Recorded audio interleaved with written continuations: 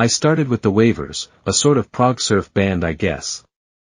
The other guys were frustrated because since I was the guitarist, I got all the attention. Surf is guitar-centric, I didn't invent surf music just for my ego. So there was a lot of jealousy. And betrayal. A lot of betrayal.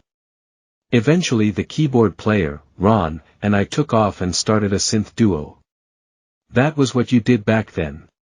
We called ourselves Electrolux, but after a cease and desist from that vacuum company we changed it to Circuitis. Like circuits, but an adjective. That wasn't fulfilling. It seemed like the music could only hit two moods, either weirded out or determined to dance. I felt closed in with my guitar, like I could only use it for accents. Then Ron decided to go back to school and finish his project management doctorate. I got by giving guitar lessons, mostly to kids, when a guy in the music shop where I gave the lessons recognized me from the Waivers. He had some conceptual ideas and wanted to collaborate. Sure, why not? It didn't really work out, but it ignited something inside me and I started with my Confuselage project. I gave it a band name, but it was only me. I just didn't want to have to hash out ideas with other people anymore. That was something my brief collaboration taught me. With Confuselage I built up from scratch, made a blank slate to create something new. The music was introspective, more personal. I was putting the real me out there. Between the guitar lessons and the local gigs I did okay. Then it happened. Some fan of the Waivers worked on this TV show called Wickford High and he used an old Waivers song in some scene with warlocks and teenagers, or leprechauns or something, I don't know. I don't have time for that stuff. Anyhow, I guess it went viral or something.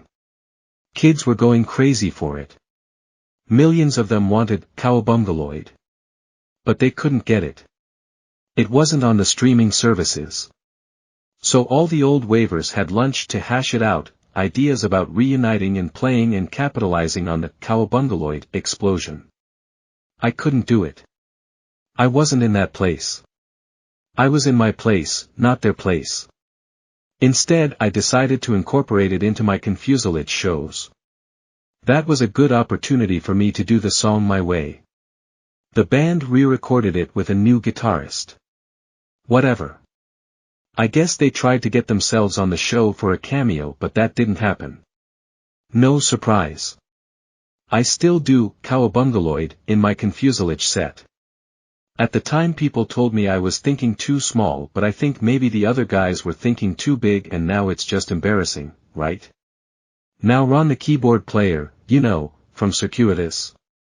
Ron wants to shop around our one semi-hit, Don't Flee From Your Heart, try to get it on a series. Sounds dumb to me. I'll maybe stick it in my Confuselage set list, but that's as far as I'll go.